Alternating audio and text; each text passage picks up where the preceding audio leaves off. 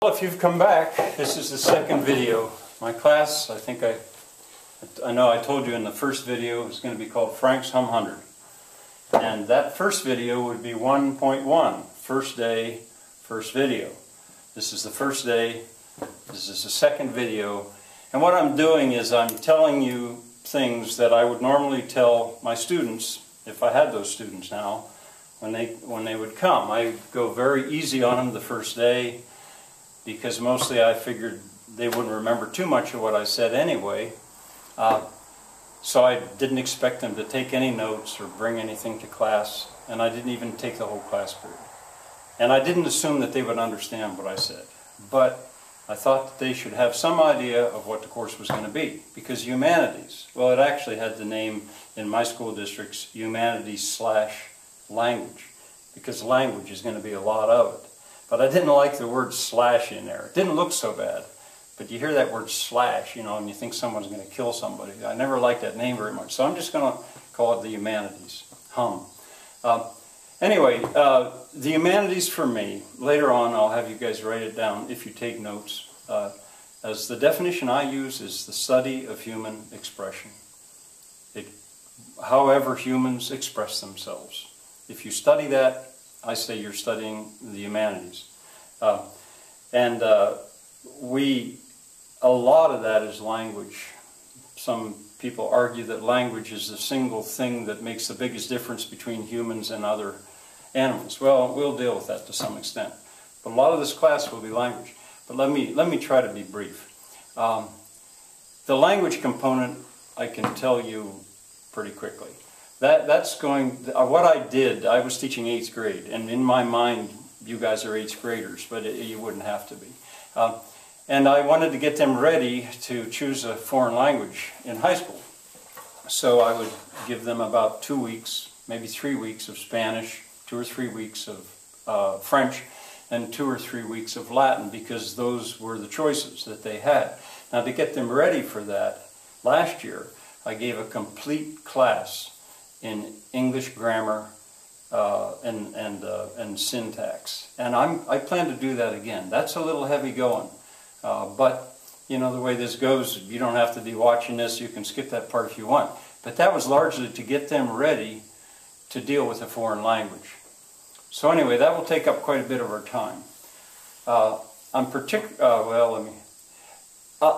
About a third of the time is going to be taken up by a chronological survey of the humanities. I'm going to go in time. I'm going to start 1,000,000 BC, although we have to deal with the question, well, at what point were humans human? And I'll come up through time. More or less, that's going to be the paradigm. That's a word later on I'll teach you. I'll use that more. That's going to be the paradigm for organizing what we study in the humanities. And we're only going to study the best. The classics. I used to be afraid of the word classics, but I'm not afraid of it anymore. There's no point in wasting time on anything but the best. And over time, humans have left us some truly amazing examples of expression in various ways. Not just literature. Literature is one. Architecture, fashion, music, art, technology, the history of technology. Later on I'll list them. But any of those, as far as I'm concerned, are going to be available to this course if we still treasure them. That's later on. I'll tell you what makes me decide what is a classic and what's not a classic. So the humanities, the chronological survey, that will take up an awful lot of our time. Now, I'm particularly fond of Shakespeare. And so I devote a lot of time to Shakespeare. He's classic. He's arguably the greatest writer who ever lived, and so that takes up quite a bit of our time. And then I've got an exercise which I used to use a lot. It's called class vocabulary. I'm not exactly sure how I can make it work in this venue, with this classroom, without feedback, instant feedback from my students. But I'll try. And that deals with vocabulary and writing in a very fun way. So let me think. Language, humanities, lots of Shakespeare.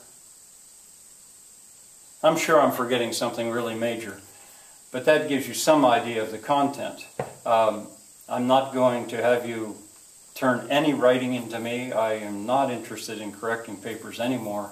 I will give tests if you want to take them, but I'll just speak them, and then I'll tell you what the answers were, and you can decide for yourself how well you did.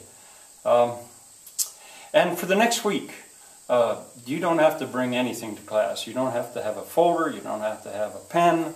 All you have to do is bring an active mind, because starting tomorrow, I'm going to start to show you a movie. We're going to spend the next day or so in Italy. This is a pretty plain classroom, but we're going to spend time in many parts of the world, a lot of our time, because I use clips from easily 100 movies. And tomorrow I'm going to start to show you the only movie that I show you the whole movie. Well, I would normally show it to you, but I guess you're probably going to have to find it yourself. I believe it's on YouTube in sections, and I'll tell you more about that tomorrow. I'll get ready for that.